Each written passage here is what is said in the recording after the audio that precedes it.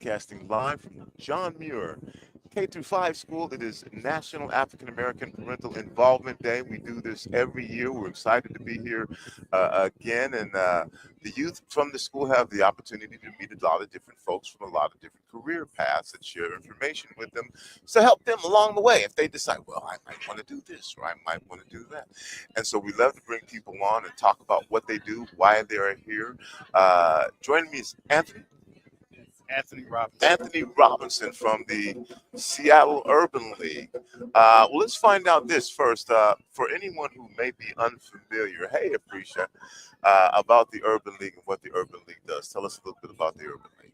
So the Urban League is a community-based organization that was established to help minorities, mainly people of color, to be able to engage in their resources and take advantage of opportunities that were not usually offered to that community base.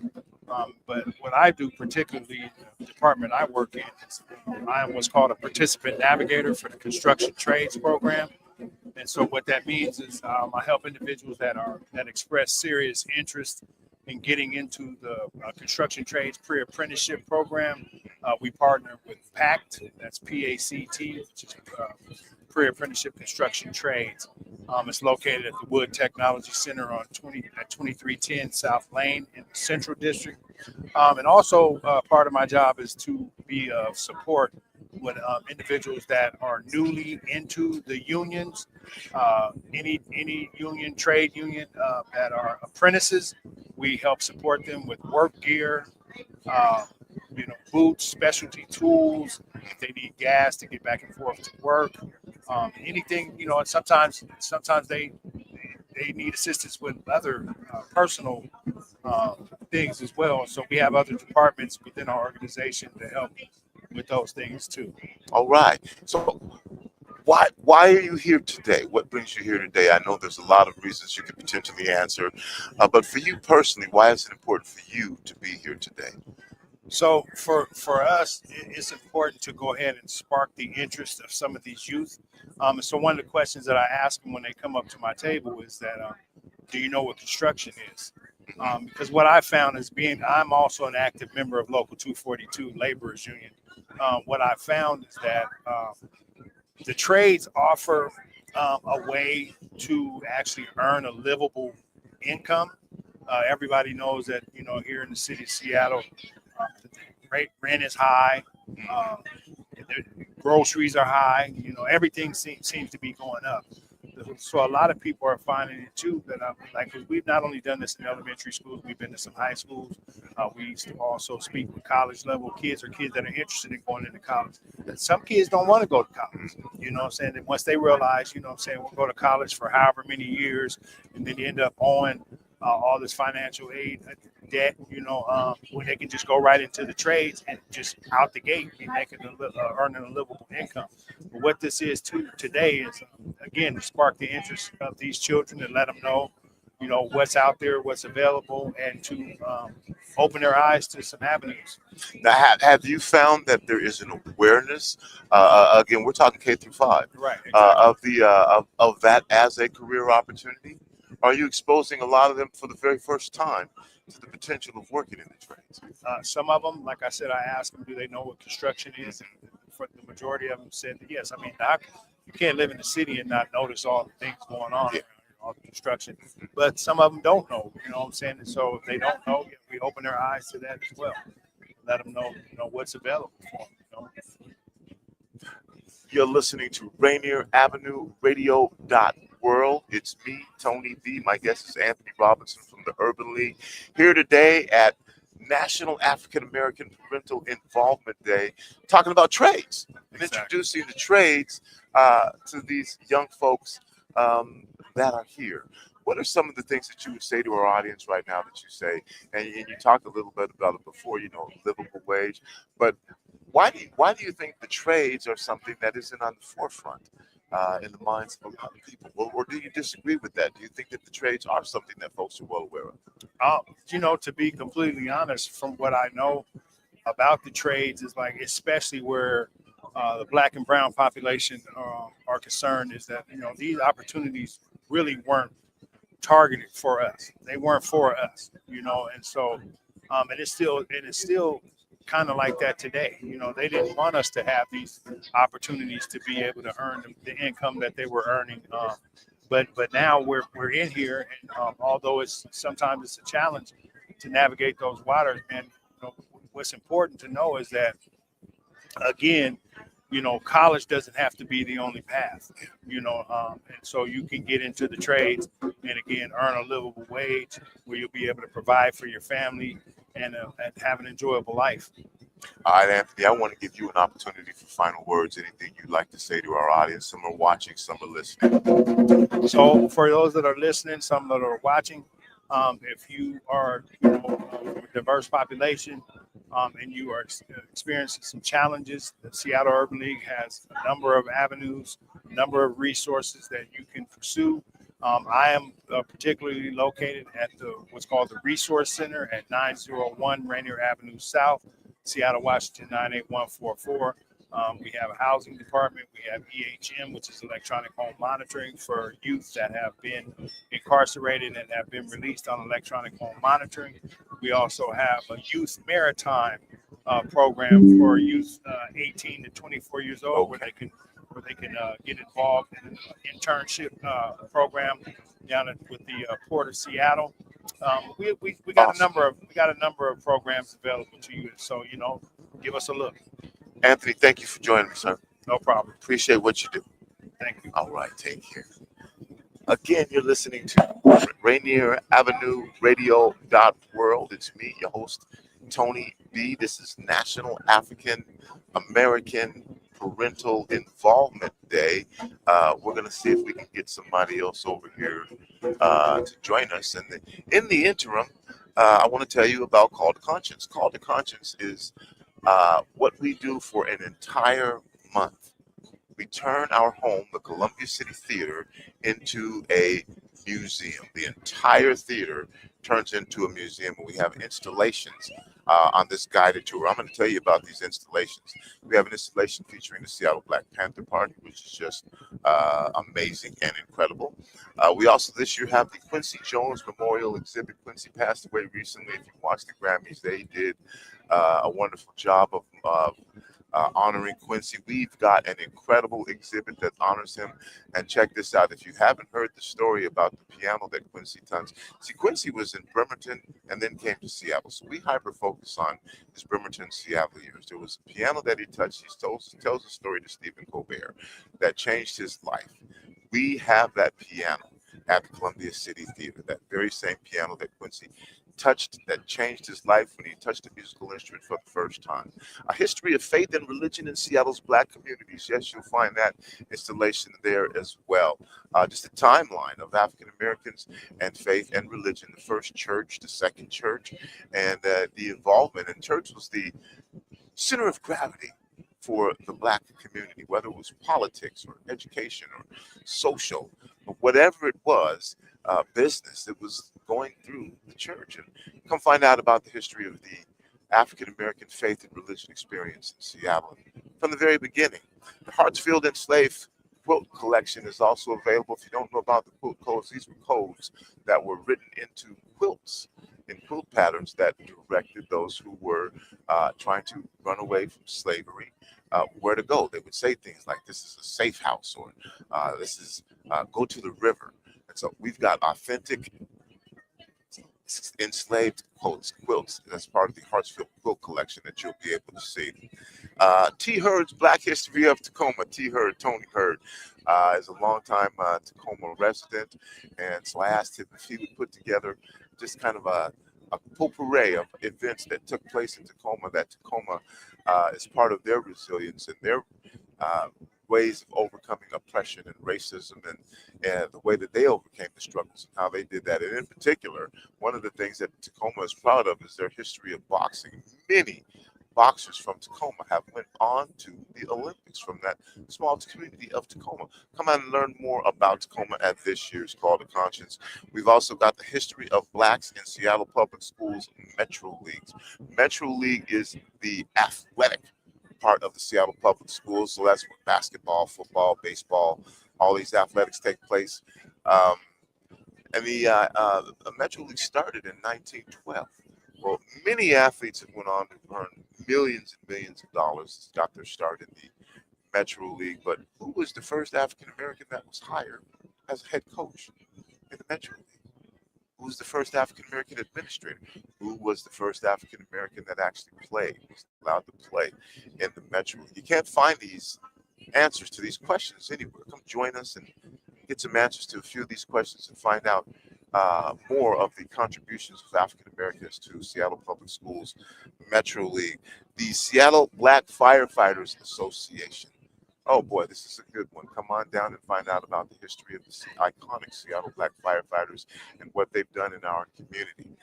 We've also got the Rainier Cinema Vintage Black Movie Poster Collection. This is my personal collection. And, you know, blacks have been making films for a long time, since the 19 teens, actually. Some things changed in the 1950s. Find out about the history of blacks in film, blacks as filmmakers, some of the films that were made, the way that we were portrayed in films by Hollywood, the confrontation that took place that eventually led to people like Mario Van Peebles, Spike Lee, and John Singleton saying, hey, we want to make our own films about who we are. And then also the Africa to America exhibit, that one's there, and it outlines some of the tribal leaders and kings and queens of Africa who fought colonialism in their own country, and then also assisted in some instances the American civil rights leaders in this country. And that information has been repressed, so you won't find it in a lot of places. We've also got information on blacks and environmental justice, as well as a black elected officials exhibit. So there's a lot to see, a lot to do, a lot to learn.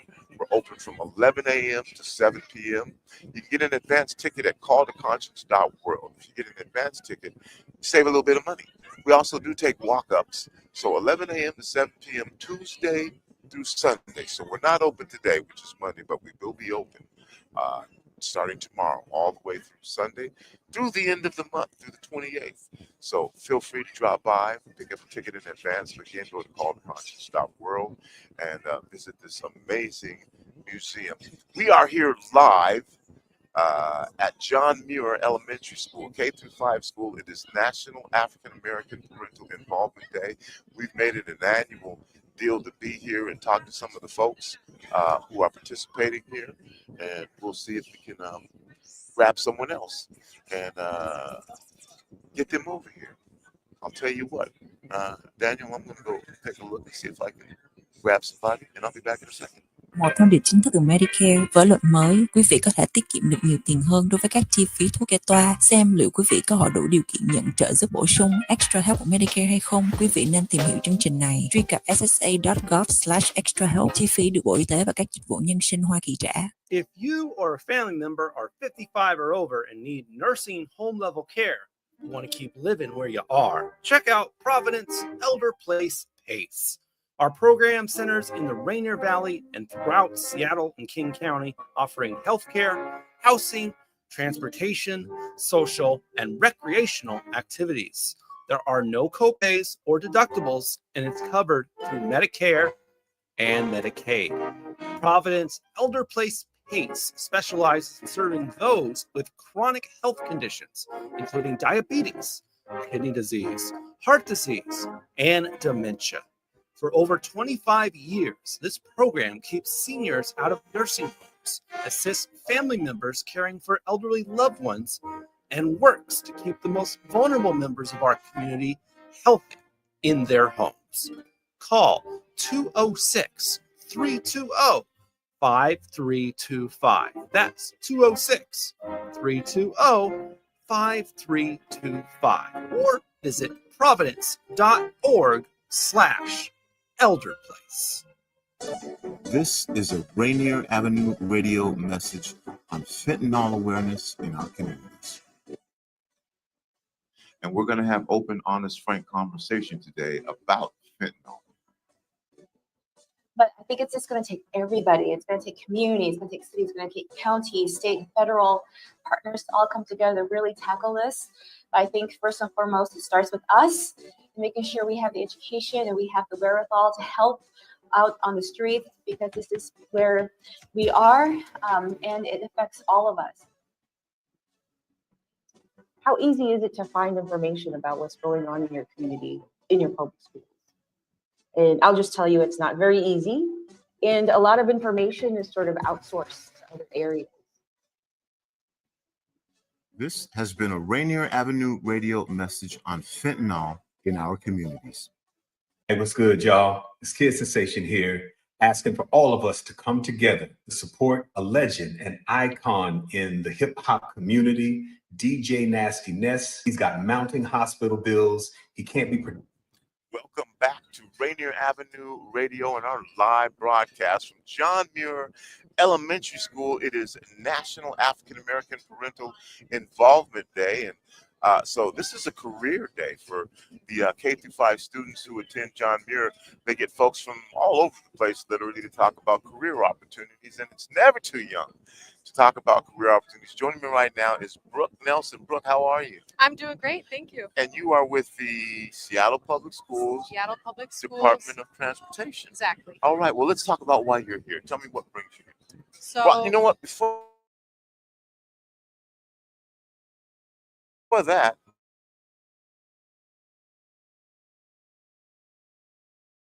just for anyone who may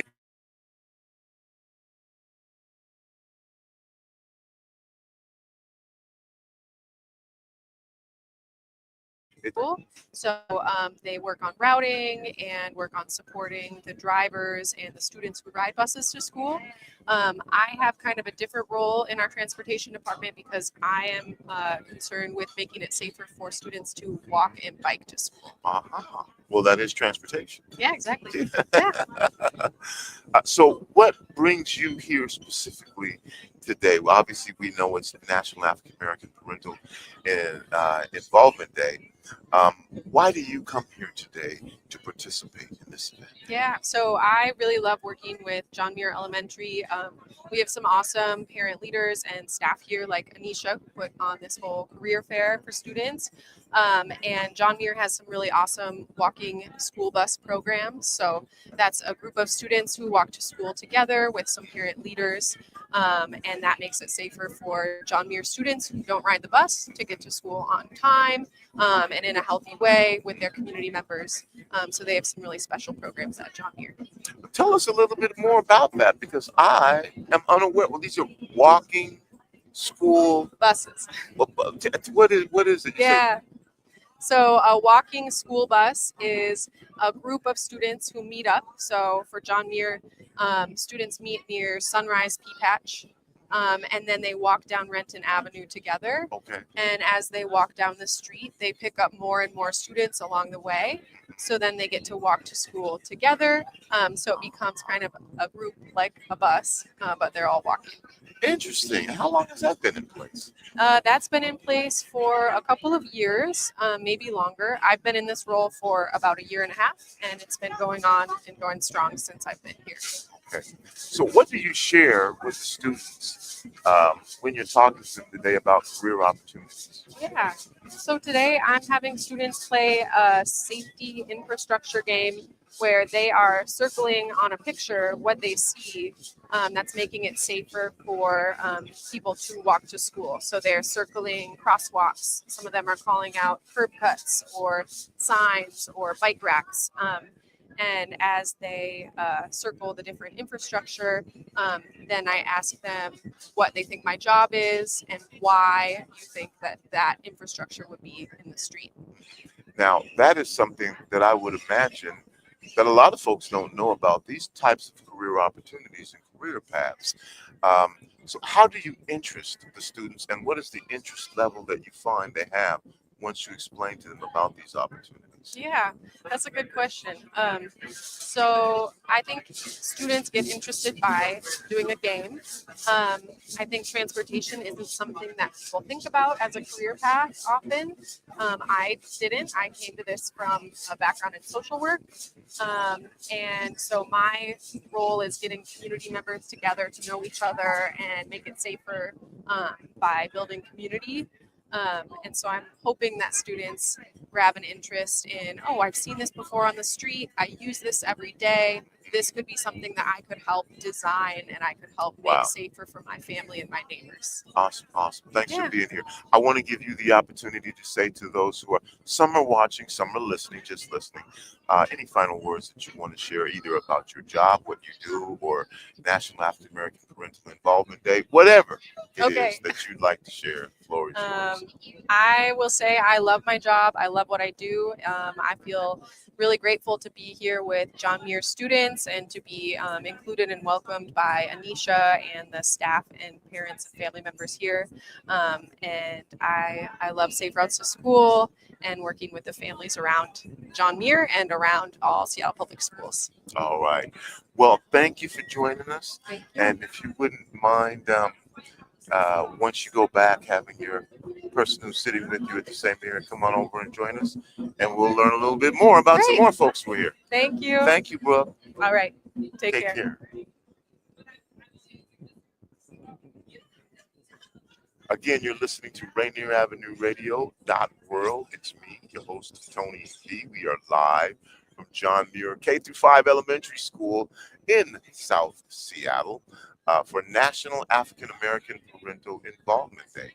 We're talking to some of the folks who come here from a variety of backgrounds to share their careers. You've heard someone from the Urban League talk about Anthony Robinson, discuss the trades and sharing that information with our youth here. And then the Department of Transportation and the interesting things that they do as well. And go ahead and put this on. And I see you brought a brain over with you. Yeah, brain. Just in case you ask me questions. Well, we'll start with this. How you doing?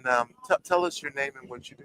Yes. Hi, my name is Tara Shelby, and I'm a clinical psychologist. A clinical psychologist. Yes, sir. Ah, and that may have something to do with why you brought the brain along. Yes, sir. Why don't you share with us what a clinical psychologist does? We'll start with that. Yeah, great question. So basically what a clinical psychologist does, when people are having big emotions, so if they're angry, sad, or anxious, they might need extra support, and that's where I come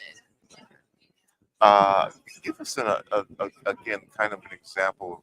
When you say support, what kind of support do you provide? Yeah, great question. So sometimes when people have really big emotions, they don't know what to do. So basically, I would help them out in terms of making a plan. So what are some coping strategies or coping skills that would be helpful for them in terms of them maybe feeling angry, sad, or anxious, if that makes sense. Now, when did you realize that you were interested in being a clinical psychologist? Is that something that you've known all your life? That's a great question. I think for me, long story short, it happened when I was a kid. Of course, I was the one that was always listening to others. And I'm going to have you lift this up a little bit higher. There we go. yeah, so I would help out a lot by listening, and I guess that just carried on as I got older. And when I hit a certain point when I was in high school, my sister was just like, oh, you could be like a counselor or a therapist. And I'm like, oh, that sounds great. And then I did my research, and long story short, I got into clinical psychology, and that's how I ended up being here. Wow. Yeah. Wow. Congratulations. Thank Awesome. you. And now you're sharing that with the students who are here today. Yeah. We're going to talk about a little bit more about that. But first, I want to find out why you brought this brain along. Yeah. What you want to share with. Hold it up so folks can see it. Yeah. So sometimes with my patients, it can be a bit, what's the word I'm looking for? It can be a lot when I'm explaining about certain thoughts and feelings and emotions. So sometimes having the brain helps out a lot. Yeah. Okay. So we have the different parts of the brain, and long story short, we'll see like the frontal lobe. It gets sorry, I'm like losing my words. So basically, when we sometimes our decision-making skills may not be at the best because we are feeling very fearful. So sometimes a different way of approaching this is explaining that sometimes when we're thinking or when we're like really in our emotions, our amygdala starts to act up. So it's around here. And when our amygdala is activated, our prefrontal I'll let cortex. you let to the our prefrontal cortex shuts down. So that gives them a easier way of explaining like how our feelings are tied to our brain, if that makes sense. And because of that, I'm able to help the patient learn a bit more of how to cope. So if they're feeling like, oh, I can't think straight, I'm really scared about like this test coming up, that's where I come in and be like, oh, well, maybe, you're feeling really nervous and fearful because of this. It's because you can't really think right now. So what would be helpful for you in this moment?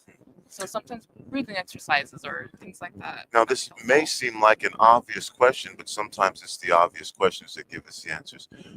Why is the brain so important to the body? Yeah, I mean, our brain is pretty much in control of a lot of things. And sometimes we can underestimate our brain sometimes. And that could look like in certain parts of brain trauma. I was actually explaining to one of the students about that. Like, how do we turn blind? Sometimes our occipital lobe or the damage behind the brain could actually have some effects, and that could be your eyesight. So that could be one way. But yeah, I think I'm like rambling on about that. No, that's okay. I had to learn more about the brain. I had a stroke, and then I found out the different ways that impacted me, because of the impact that it had on my brain. Yeah. So wonderful information to find out. Never too early to find out. What do you share with your students, or these particular students, these K through 5, they're young. How do you share information with them about what you do and interest them? I'm guessing you're trying to interest them in potentially being clinical psychologists. At the very least, get them to understand this is a career opportunity. Yeah. Well, I think what's helpful is bringing stickers and squishies. That one was a huge one. Of course, being eye attention, like having a brain that splits apart, is pretty helpful. But I think just showing up who you are and being yourself is pretty helpful. Yeah. I'm also going to add to that, that at a school that is diverse as this one, being able to see someone who looks like you doing professionally what they're doing makes a difference as well. Yeah. Why do you choose to do this? That's such a great question. I think I'm Black and Filipino. I'm really grateful for having parents who were constantly there for me and my sibling as well. And having that solidified really had a huge impact on how I navigate the world. So I think for me, when I'm entering this particular career, because there's not that many of us who look like us, I'm always making sure that I'm helping my own community, whether they are Black or Filipino or both. I think with how we approach one another, and also with how our community impacts us, it makes me feel really good about what I do. And if anything, it keeps reinforcing me to keep going and also be able to help out in ways that I probably wouldn't have think of. So basically like learning more about different populations, or engaging in other activities such as this.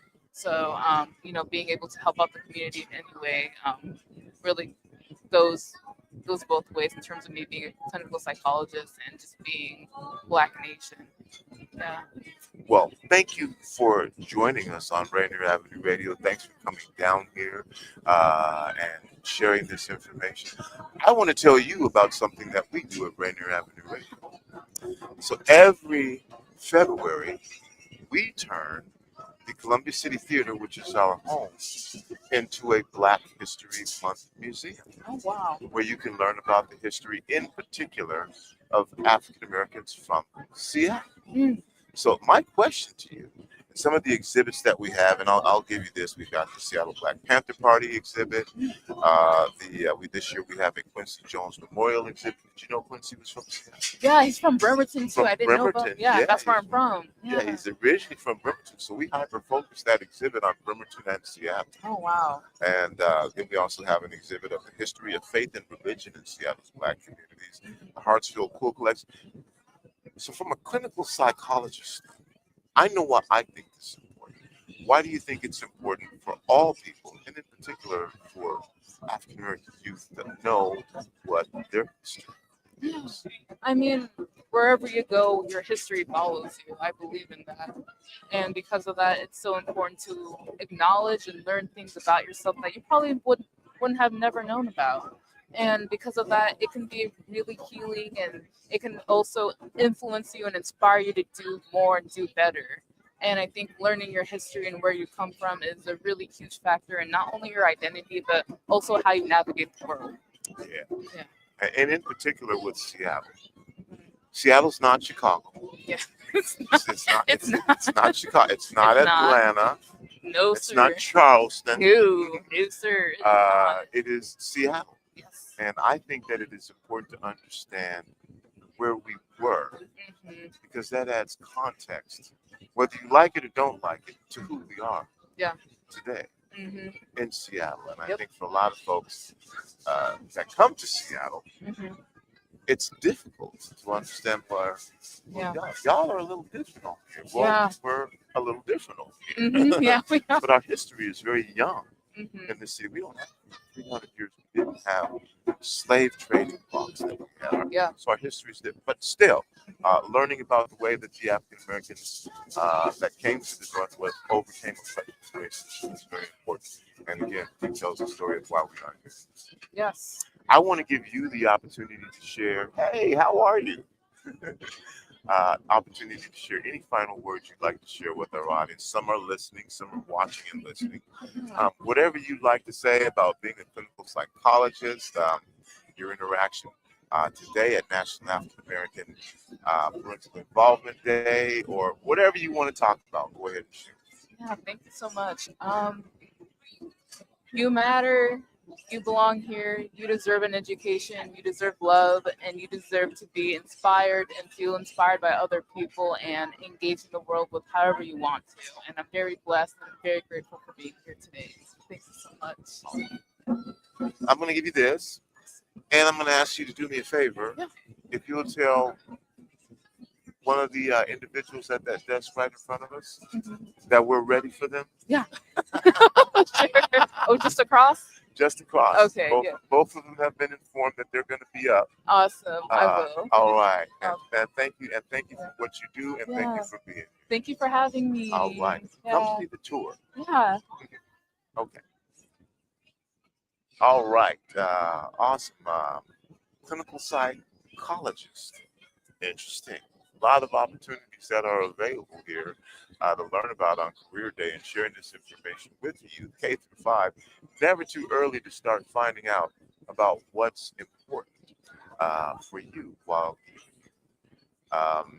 again, this is Rainier Avenue Radio. It's me, your host, Tony V. We are here live for National African American Parental Involvement Day. We really enjoy doing this broadcast. Are you ready to come talk to me? Are you ready? Oh, well, if you're ready, come on. And put those on, please.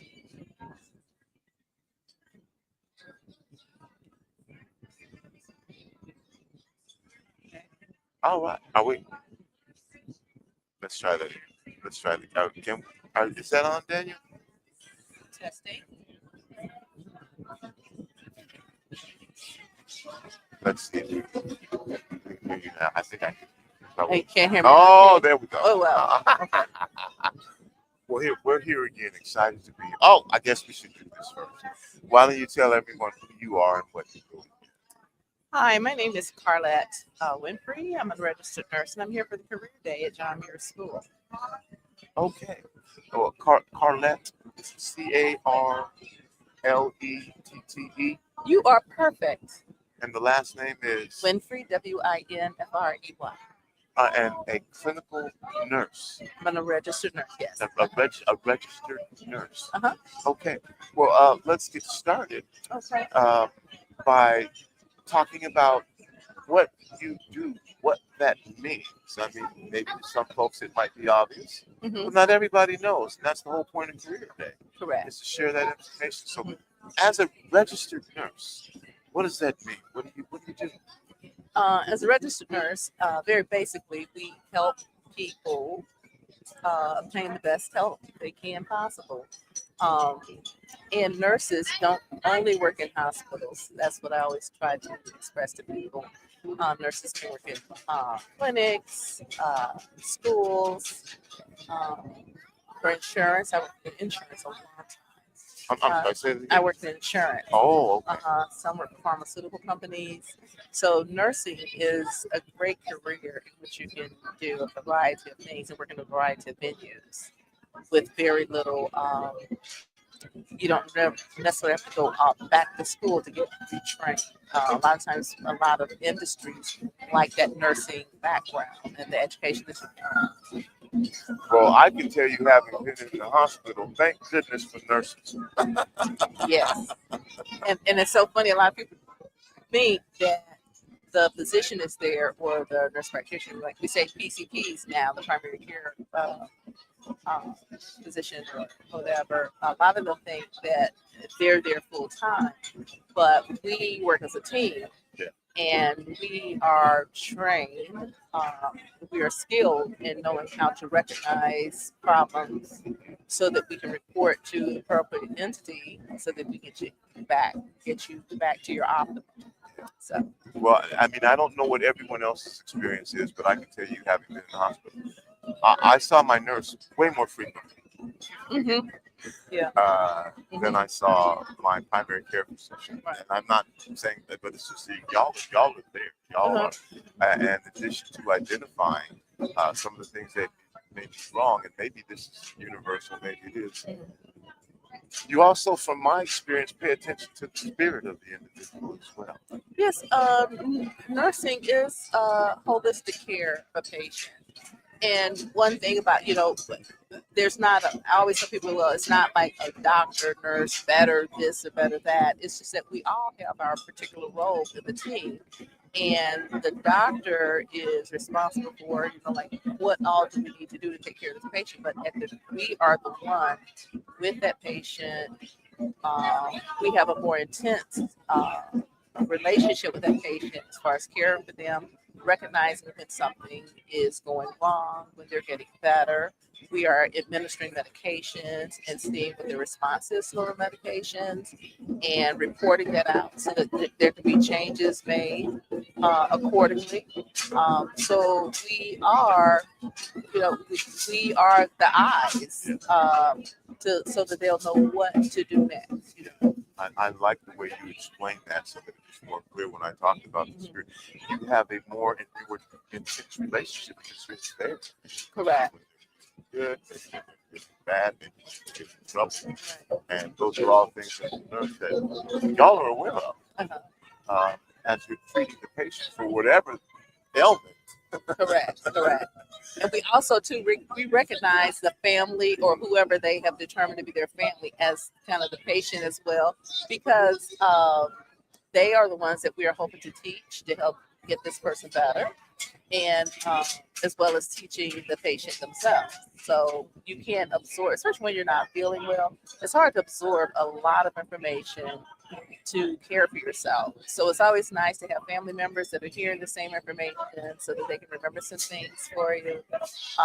But it is, we do look at not only the patient, but kind of the family is our patient too. So what brings you here today? Well, actually, my manager told me, she said, hey, you're going to come to this career day. And I've always liked doing this. We moved here from Michigan in 2020. And so this was something I'm quite familiar with doing, going to career days, especially when my children were still in school, being a part of their career days as well. But it's always a way just to show people what nurses can do. And people say, oh, blood. It's like, yeah, blood. It's blood and it's poop and it's spit. I personally cannot stand spit. Oh boy. I cannot stand it. I just do everything in the world to avoid it. So, we have our things too. But, but there's more to nursing that one can do. And that's the beauty of this career. I mean, you can work in different, I've done labor and delivery, delivering babies. I used to work with nurse midwives who did home births. So I've worked delivered babies in the home as well as in the hospital setting. I've done home health. The bulk of my career is in home health, where I went out to people's homes and took care of them and taught their families how to take care of them. Wow. Under the direction of, I'm the doctor's eyes and ears out there. So this is what's going on. And there's a lot of autonomy. And so that means that you have to be very confident in your skills and what you know to do, because a lot of times that physician or nurse practitioner are making their treatment decisions based on what you're telling them. So you have to know, like, I'm definitely hearing this when I listen to their lungs, their heart. This is what I'm seeing. This is what they appear to be. So it's, and you learn that over time. But it's definitely, I always shudder when people minimize the person, like, oh, you're the doctor's helper. I help bring them the information they need to make a good decision. And so, and it took me a lot to learn those skills. So you are a wonderful spokesperson. The nurses out there, they're going to see this and go, yes, that's me. Well, I hope to be. Yeah. What do you share? Again, this is K through 5. So what do you share with these young folks about your career? I'm assuming you want them to learn more, or maybe even decide, hey, this may be a career path with me. What are you sharing with them to get them interested? Well, I just tell them, like, the math is important, because you do need to know math. So you need to know how to administer medications, and a lot of just plain old algebra. But you do have to. So these classes that you're in now, that you think they're nothing, I don't like doing this. It's easier to learn it now than struggle through it later. So now's the time to start learning your math and science. And I always say English because it's very important. One of the biggest things in medicine is being able to communicate written and verbal. You have to be able to write down what you've done. And so that, because like they said, if it's not written, it didn't happen. So, you're learning how to write, and you're going to write differently because you're writing, just very technical things. And you're writing, like, this is what I did. You don't have to do like prose, but, you do want to come across as you can make a good sentence. Let's see, grammar, English, or whatever your language is. You need to speak well so that you can communicate with others. You also have to learn how to be accepting of other people. I don't know who's coming before me for me to take care of, but whoever comes before me, I give them the best care that I can. So this may be a question that makes sense, maybe it doesn't make sense, but since it's National African American Parental Involvement Day, is it important for you to make sure that kids who look like you see you being represented? Oh, absolutely, because I'm going to tell you, there's a comfort that you can just see come over people when you walk into the room. And, it's kind of like you see, like, oh, I'm going to be all right. And it's like the face just says everything. And so it is important. And I shudder when people are like, oh, it's hard to get into nursing because math is so hard and science. So they're not hard. We have set ourselves up to believe that certain things are difficult. And they're not. You just have to apply yourself just like you do with anything else. But because we need to be seen, we need to take care of each other. If the comfort that is there, because the healthcare system is not a lot of people who look like us. And when, like I said, to go back and repeat myself, there is a comfort level in thinking like, oh, this person understands me. They can break this down to me. they understand when, like I have lived all over, so I know, like, especially like things when it comes to, like, you talk to people about diabetes and they're like, I'm not going to stop eating blah blah blah. Well, I've lived in the South and I know about the Southern diet and how you can modify that with diabetes, and so Midwest, and I can tell them, like, oh yeah, but you don't have to put that much butter in the potatoes. Let's try looking at something else. So I feel like there is a comfort, and then just not only looking like this, but just understanding, talking to people, what is difficult or hard to understand about what's going on with you right now. Well, thank you. I appreciate the work that you do, and you being here. And I want to give you kind of open the door for me to get on my little pulpit a little bit. There's a reason why 25% of African Americans die waiting for health care. Part of that is the way that we're treated by the healthcare system. Correct. And so a lot of times we choose not to go to the system. And so it is wonderful for you to be okay with the fact that, you understand that shared identity makes a difference. Oh, absolutely. Because there are some people that's like, well, I'm not going because they're just not going to know what's wrong with me, and I don't feel like explaining. They're not going to treat me right. And, you already have shortened the time frame of getting good care for yourself or lessening symptoms because you're just afraid of what's going to happen. And I think it's unfortunate that that's the message that people have obtained from healthcare, because we suffer because of that. Yeah. Well, you know how we get down on Rainier Avenue Radio. We have real talk, real conversations. All right. Thank you for joining us, and I want to give you the opportunity to find words that you want to share with our audience right now across our Rainier Avenue Radio broadcast media.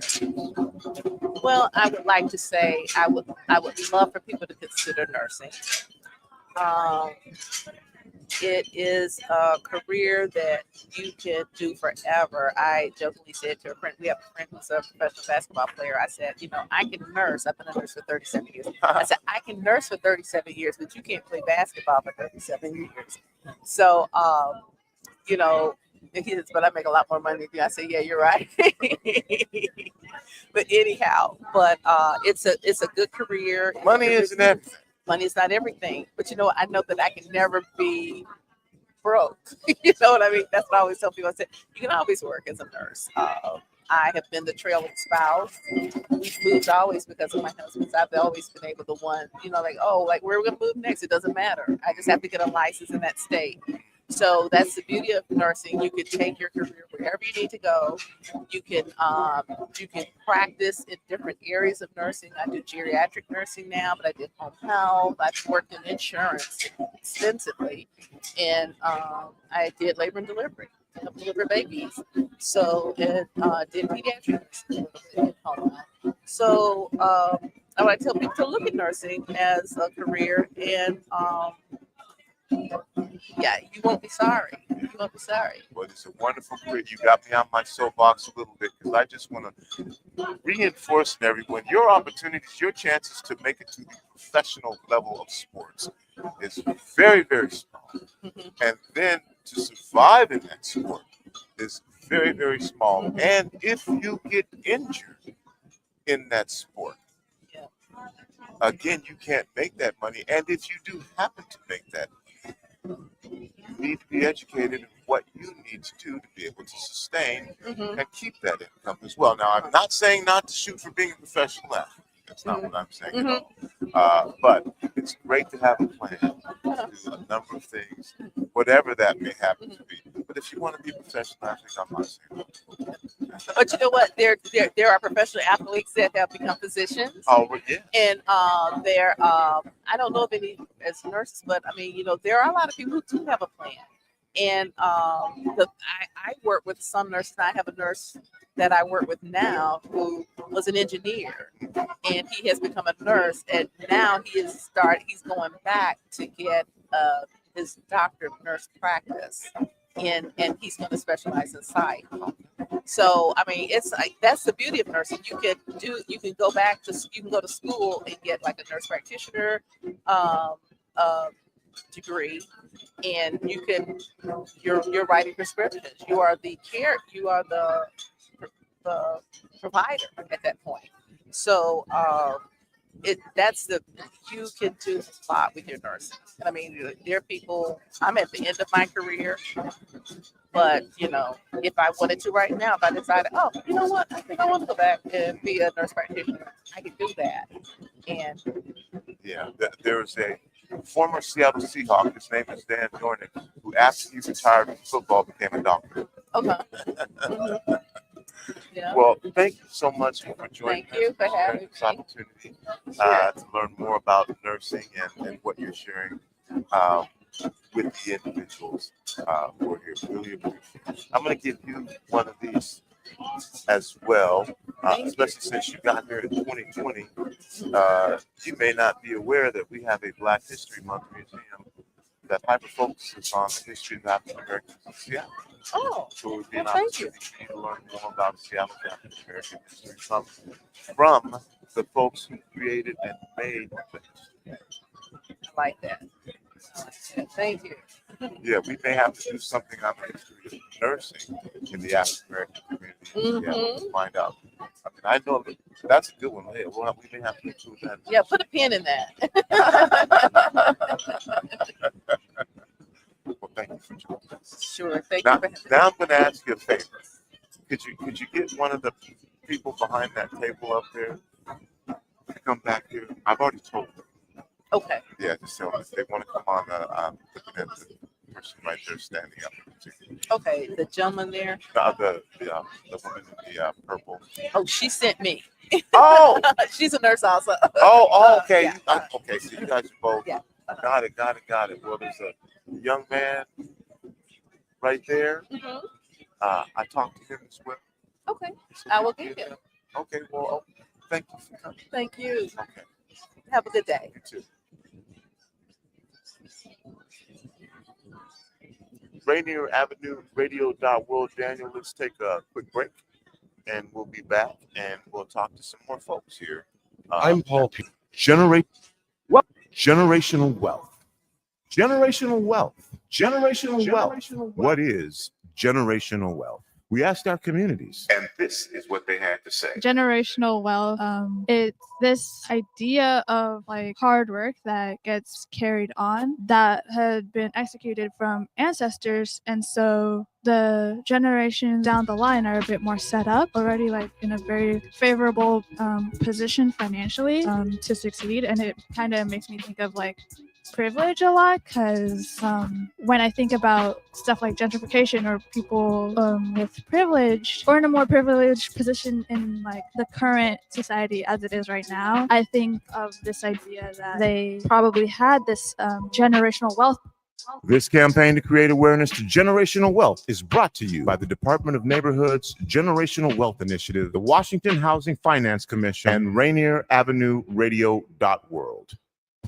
There are everyday actions to help prevent the spread of respiratory diseases. Wash your hands. Avoid close contact with people who are sick. Avoid touching your eyes, nose, and mouth. Stay home when you are sick. Cover your cough or sneeze. Clean and disinfect frequently touched objects. For more information, visit kingcounty.gov. I'm Paul Pearson, host of Star Time. And when I'm not cooking up a batch of my famous wood-flavored chicken, I'm listening to Rainier Avenue Radio World. Ever went over a friend's house to eat and the food just ain't no good? This is an important message about coronavirus. With coronavirus still spreading, those who are most likely to get seriously ill must take extra precautions. You are at a higher risk for getting seriously ill if you are over 65 or if you have any serious underlying medical conditions, like heart disease, chronic lung disease, like asthma, diabetes, or if you're undergoing cancer treatment. If you're at a higher risk for getting seriously ill, it's essential you take extra care to protect yourself. Stay home, avoid close contact with others, wash your hands frequently with soap and water for 20 seconds, disinfect frequently touched objects like doorknobs and light switches. The choices you make are critical, and their impact is significant. Hey, what's good, y'all? It's Kid Sensation here, asking for all of us to come together to support a legend and icon in the hip-hop community, DJ Nasty Ness. He's got mounting hospital bills. He can't be productive right now. So other expenses, y'all. Hey, man, he's going through it. Let's come together and let's rally around DJ Nasty Ness and help him on his road to recovery. His GoFundMe is at gofundme.com/support Nasty Ness Rodriguez road to recovery. Let's get to it to help Ness in his time of need. God bless you. Let's get to it. Welcome back to Rainier Avenue Radio World. It's me, Tony B. We are here at John Muir K-5 Elementary School. It is National African American Parental Involvement Day. A bunch of folks are here sharing their careers and their career paths with the students who go to school here at John Muir Elementary School. Now, this is an annual event. We're happy to be here every year, taking part of it and being able to broadcast to you. And then share also some of the careers and paths that the folks here come to share with you. And joining me right now is Fabian. Fabian, let's start by tell folks your name and what you do. Okay, so my name is Fabian. I am a finance assistant at the Washington West African Center. I'm actually a new hire from their team. They were looking for some assistance because they have a lot of grants that they receive from local governments or organizations that donate to the community. We focus a lot on helping people with like housing and rental assistance, like bill pays. We have a bi-weekly like grocery assistance that we help people with in conjunction with the Edmonds Food Bank, because we're based out of Linwood, Washington. So we're mostly focused in the Snohomish County community. We're a little far out, but that's kind of where. Well, you're not far out from people who live in Snohomish County. You're right there. I'm just saying because we're in like Rainier right now, so it's a little far from here. Yeah. Again, tell me the name of that organization again. The Washington West African Center. You kind of said a little bit about what you do. Tell us a little bit more about the organization. So this is a nonprofit organization founded by our director, Pa Usman Juf, who started this organization out of his own living room in around 2020. Around when? 2020. Okay. So during the pandemic. Since then, it's kind of grown to like a team of around 14-ish people. Wow. So we're just kind of growing overall, looking to kind of expand into the community, offer as many programs as we can. We're kind of trying to be like a one-stop shop for anyone who needs any kind of assistance. We offer programs for like domestic violence as well. Related to kind of the kids here, we also have like an after-school program for some parents who maybe are like working multiple jobs and don't have a lot of people to like take care of their kids. We can pick them up from their school, take them to our center, and just connect them with like the African culture as well. We do a lot of homework help and things like that, usually every day. What interested you in doing this type of? So I am actually a student at the University of Washington in Bothell, and part of my program there is what we call like a fieldwork program. So we work with like local organizations to kind of build a little bit of like on-hand work with what I'm studying in, which is like public health. So because this community is so focused on like the overall health of everyone, because I mean housing is a really important thing to have people keep throughout the day or throughout their whole life. It's really important to keep their health. We also offer like transportation assistance. So it was something that was kind of like offered by my school, and then they ended up offering me a job because they like kind of what I was able to do for them, and through the media department, which is who we're representing here today. And what brought you specifically down here today? What interested you in being here to talk to these kids about career paths? I feel like we're a really good influence for the community. I feel like kids maybe don't know a lot about like what's out there. I feel like most of the kids I've talked to want to be like a police officer or like a doctor, so they don't really know kind of like what else is there to offer. So kind of just showing them like, hey, like this is what we do. This is something you might be interested in. Like, do you want to help people? Because there's many different ways to help people, and I feel like that's a lot of what kids really want to do, and it's another way to show them how to do that. How are you, because this is K-5, they're kind of young. Yeah. But it's never too early to be exposed to a number of different career paths. How are you connecting with them about the work that you do? Are they understanding it? And Yeah, how do you make that connection? I mean, I'm kind of trying to break it down a little bit, make the words as simple as possible. Just trying to talk about like money and how like the government is like giving that to us so that we can help the community. Just breaking it down for them so they can put it into like understandable terms for them. I don't really think they're even at like simple terms or understanding quite what I'm saying, but they're still asking questions. They're a little bit curious about like how like what we're really doing. So I'm not quite sure there. Well, you're doing it and you're making the connection, and Yeah. And that's the important thing. It's never too early to start making these types of connections. For you, what do you think about National African American Parental Involvement Day and the relevancy of having this as part of something in Seattle Public Schools? I'm not familiar with that. That's what today is. Oh, okay. Today is National African American Parental Involvement Day, and that's why they have their career day today. Well, now that you're hearing about it, tell me what you think about it. I think it's really important for the community to kind of be involved, like with their kids, to kind of show them what is out there. So you're saying like parental involvement, like with careers. It is an extra step, I think, in getting African American parents involved with the career thoughts and paths of their children. Yeah. Anything that you would like to say about what your organization is and what you do to our listening audience here before we go? Your final words and final thoughts. I mean, I feel like I've already said a lot, but like I said, we're kind of like a one-stop shop for the community. Part of our motto is like, if we don't have it, we'll go out and find it. So if you're just looking for any help and don't really know like where to go, we're a resource for people to kind of find. We'll find a path for you if we are not able to help you directly. So anything with like legal assistance, domestic violence, housing or rental assistance, we're here to help anyone who's looking for any kind of help whatsoever. Well, thanks for the work that you're doing. Thanks for being here and sharing your information with our youth. I'm going to reemphasize to you, check out this museum. It's an opportunity for you to find out about the history of African Americans, specifically in Seattle. Seattle is different than a lot of other places, and understanding that context of where we were helps you understand where we are today. Whether you like it or don't like it, those are the footsteps that were followed and the way people overcame oppression and repression and also attained success has a lot to do with where we are and who we are today.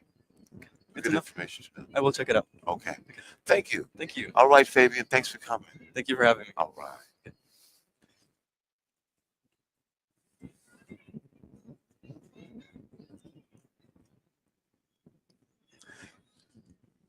All right, all right. How are you? We're going to have another guest joining us here. Oh, it looks like it. Yeah, it looks like you brought a little show and tell. Have a seat.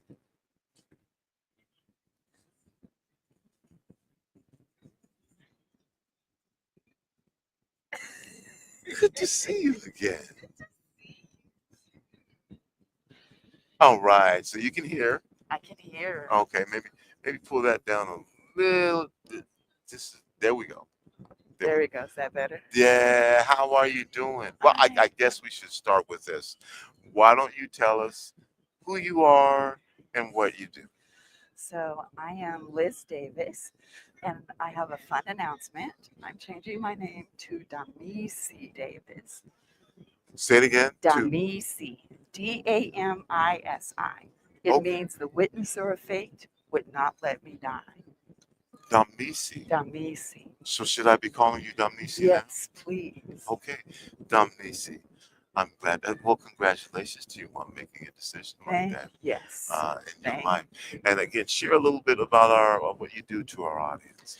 So what I do is utilize our energy, our breath, and our bodies to help us be aware of our emotions, of how we are processing things, and then using breath and energy and rhythm and movement to help us not just run away from especially strong emotions, but to embrace them and then make changes so that we can be clear in our mindset of what to do next or not to do anything at all.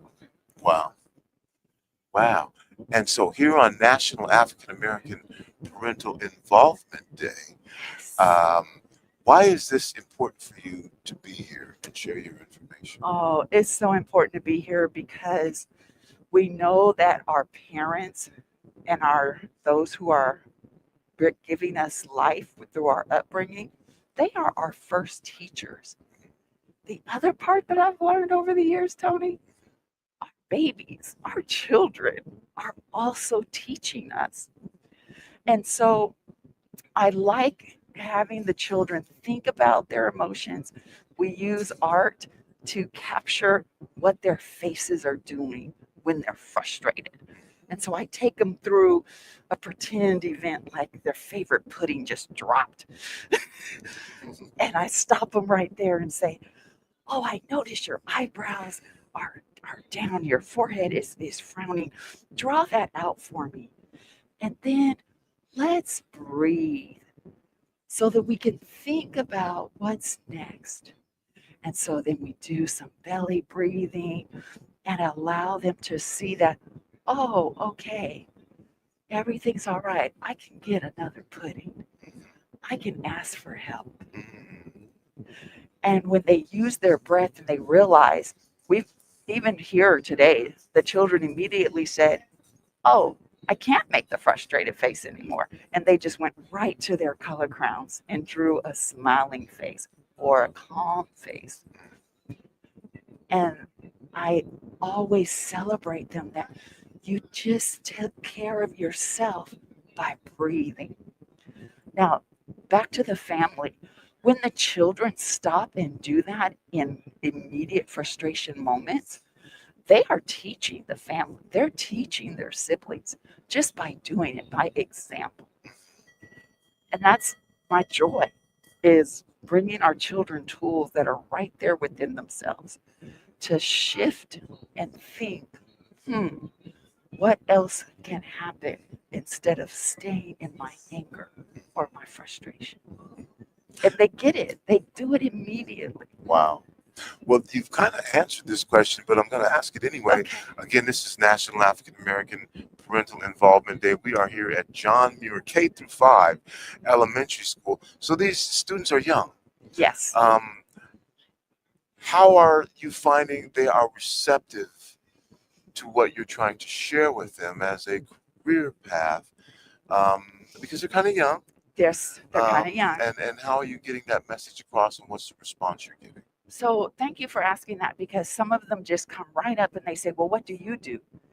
And I share with them, I help people understand what's going on with their emotions, especially when things are frustrating or when they're sad, and using different things like their breath or soft toy. I brought Lance with me today, and he is my SEL bear, social emotional learning bear.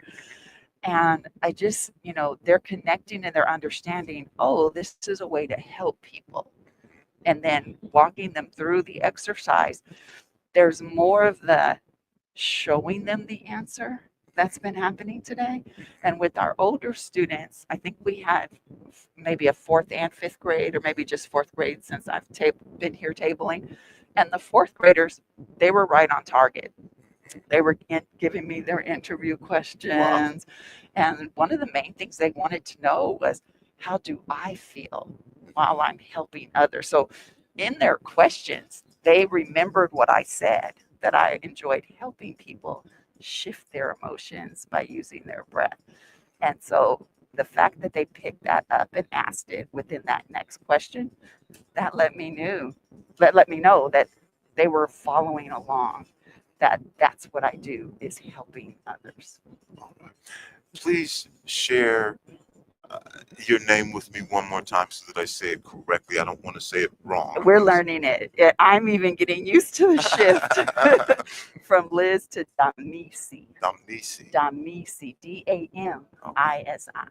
Damisi. I would like you to share whatever it is that you'd like to share, whether it be about National African American Parental Involvement Day, the work that you do, the experience of why you decide to do this here with our audience today. Final words, the floor is yours. So one of the main reasons I did this is because I have relationship with our coordinator, Annalise, that we must make sure that we're giving our families, from, like I said, the children on through the adults, opportunity to see that there are different ways that we can show our gifts and then use them for our finances, for our, like, using your passion to make a living, to make an income.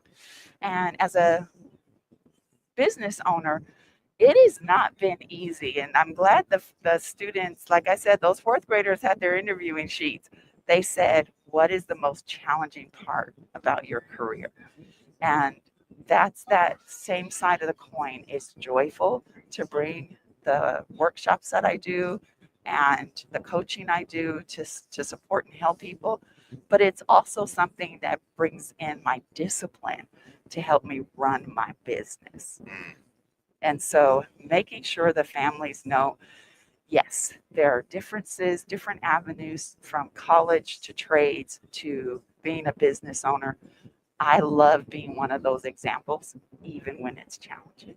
Awesome. And you represent that spectrum here today, and you just talked about it, from trades to college to being business owner, exposing these youth to career paths and career opportunities at an early age. At an early age. I think that is a wonderful thing to do. Thank you for doing the work that you do. And thank you for being here today. It is my joy.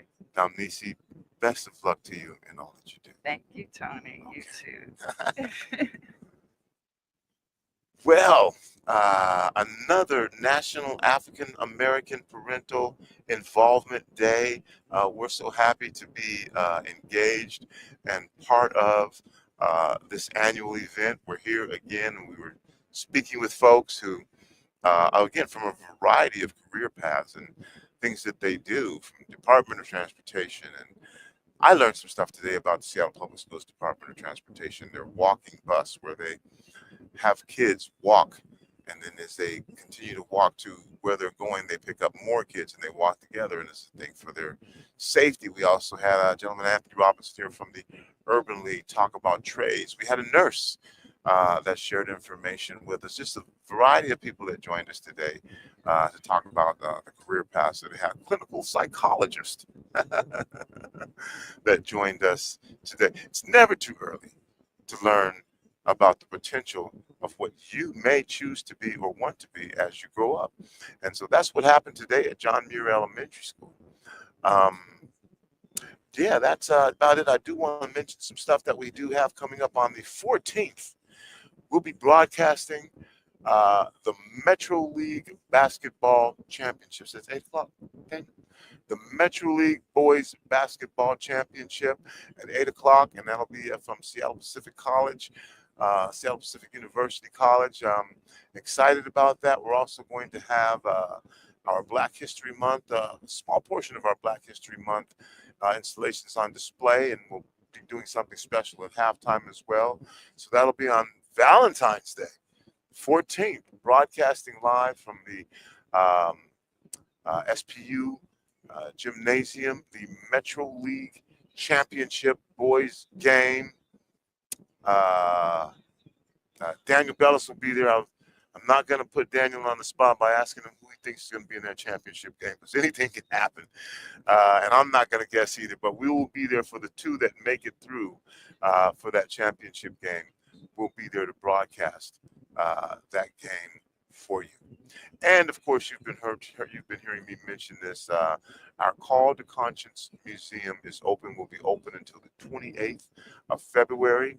We're open Tuesday through Sunday from 11 a.m. to 7 p.m. It's a guided tour. I suggest that you go to calltoconscience.world and get your tickets in advance. You get a price break if you get your tickets in advance. But we do accept walk-ups as well. And you get a tour of the variety of installations, and you get a tour of the 109-year-old historic Columbia Theater, Columbia City Theater at the same time. The installations, again, that we have this year range from the Seattle Black Panther Party exhibit to the Quincy Jones Memorial exhibit, the history of blacks in Seattle Public Schools Metro League. So this championship game that we're talking about broadcasting, we're going to give you information on the athletic arm of the Seattle Public Schools that actually started in 1912, where so many have participated and become professional athletes and made millions of dollars. Well, who was the first head coach? Who was the first administrator? When were African Americans allowed to participate in the Metro League? These are questions you can't readily and easily find, but we're going to give you some answers. Come on down and enjoy our exhibit. And this is our Rainier Cinema Vintage Black Movie Poster Collection. Our home, the Columbia City Theater, was at one point called the Rainier Cinema. And it was the place in Seattle where you could go to watch what we call black and kung fu movies. And we have on display for you an outstanding, incredible selection of movie posters, authentic black vintage movie posters that explain a lot. So we've got a whole lot there for you to see. Again, calltoconscience.world. It's been a blast here. For Afrisha, do you want to come over and talk to me before we go? And Afrisha is going to join us before we sign off for you here on Rainier Avenue Radio .world.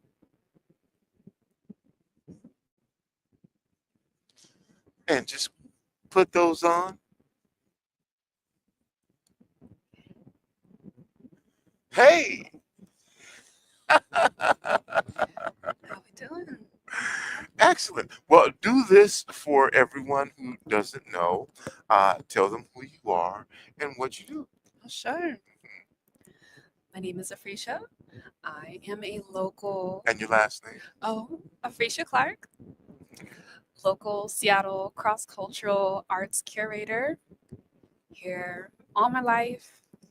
Super excited to be here with you today. My specialty is Latin, Caribbean, and African music. So those are the music that I special in and the joy that it gives me to bring to the rest of our community. I mean, you are more than that, but you are also DJ Afrisha. Yes.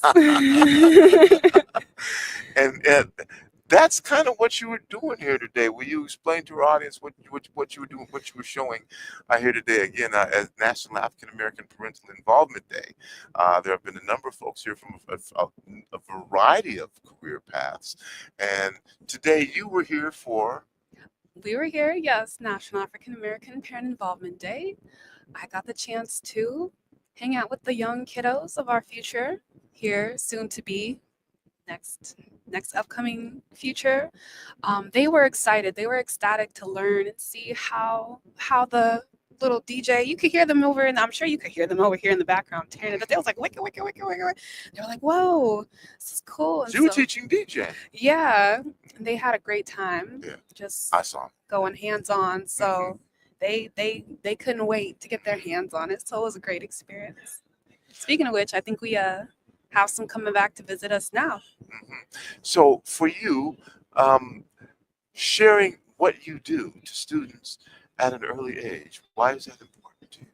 It's extremely important to me for a number of reasons.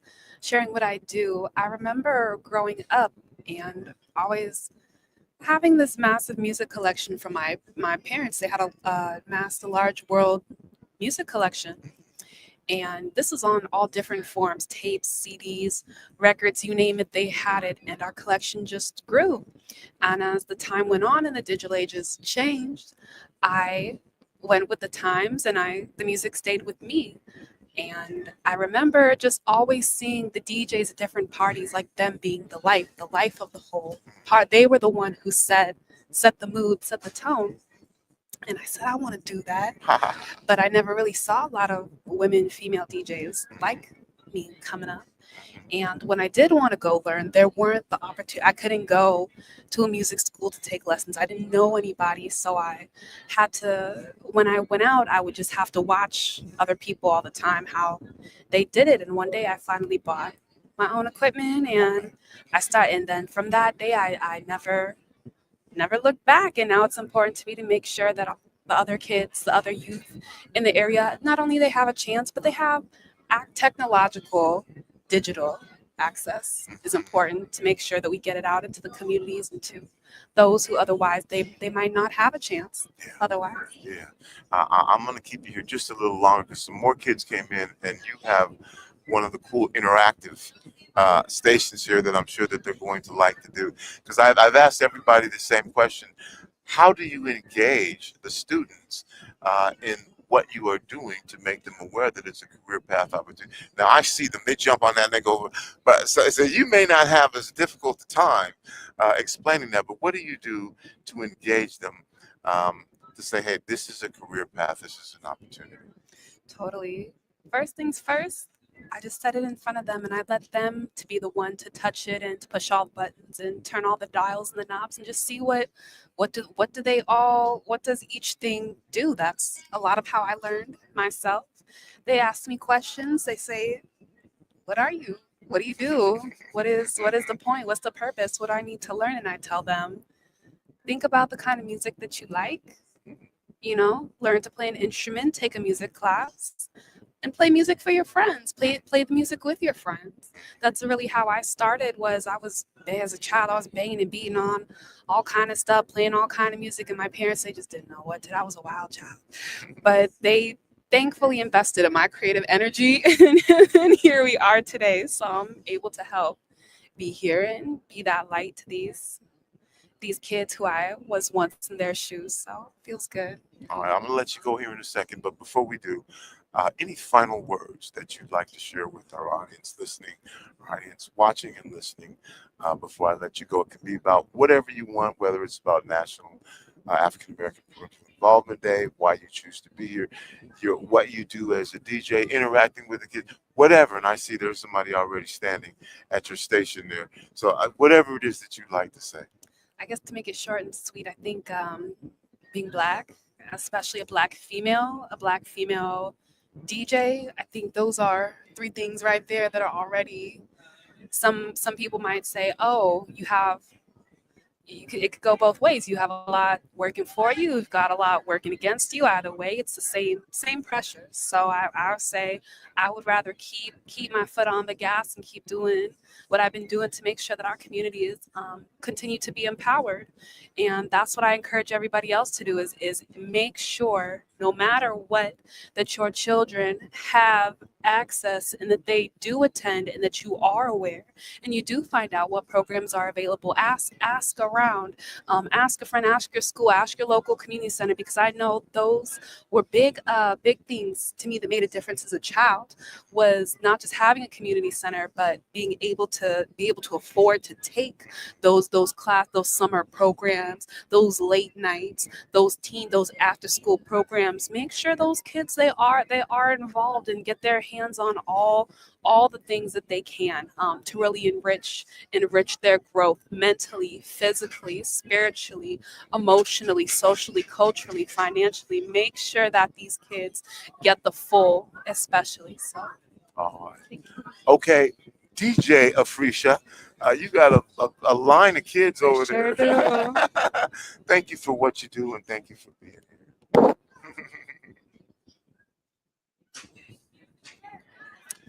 Well, again, a lot of folks looking, and we really enjoy being here for National African American Parental Involvement Day.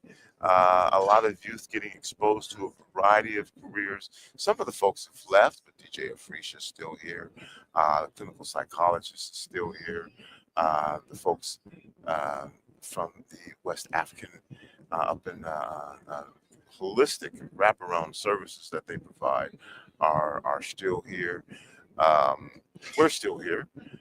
We'll be signing off very shortly, though, but it has just been a great day for these youth here to be exposed to all the different potential career paths that they could have. And it's never too young to find out. This is an opportunity for you. Having said that, hey, you might want to be an on-air personality as well. That is also something that you can do. It's what we do here at Rainier Avenue Radio, and we allow for community members to host their own shows. We have over 80 shows that are hosted by members of our community, everything ranging from talk shows, all kinds of talk shows, critical issue talk shows. Some of these talk shows, folks want discuss entertainment, or maybe they want them to be funny, or they hope they're funny. Either way, they get to broadcast them. We also broadcast high school sports. As I mentioned earlier, we'll be broadcasting the Metro League Basketball Boys Championship on the 14th at 8 p.m. Make sure and tune in for that. We also broadcast music of all genres, from hip-hop to jazz to you name it, classical. You can find everything on Rainier Avenue Radio.world. We broadcast in multiple languages as well. And we broadcast from events like this one here today at the National African American Parental Involvement Day. We love to be in the community and broadcast live from the community. So if you want your own show, you can have your own show. It's pretty simple. Just go to our website at RainierAvenueRadio.world. Click on the link and fill out the application right there online, and we'll get back to you. And you can have your own show broadcasting on the air at RainierAvenueRadio.world. It's pretty much that simple. If you need training, we'll also provide you with training. Yeah, so that's the deal here. And again, my final push for folks to come to Call to Conscience, our Black History Month celebration. We'll be there all month long. And I keep pushing it because on February 28th, this incredible group of installations, a set of installations that showcase the Seattle African American experience, will be gone. And it won't be put together in this particular format and package again. So we encourage you to come out as a group, come out and learn more about, in particular, Seattle African American history for Black History Month at our Call to Conscience Museum. Well, that's about it. That's about all the time that I have.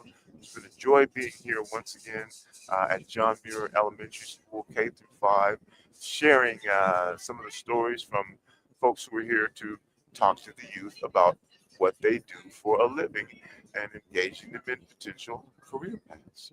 Never too early to learn that. Boy, a lot of fun. Okay, so on behalf of Mr. Daniel Bellis and Rainier Avenue Radio and everyone here at John Muir Elementary School, that's it. That's all the time we have. That is going to do it for the kid. It's me, Tony, your host today, saying whether you can't, you are probably right. I'm out. Peace.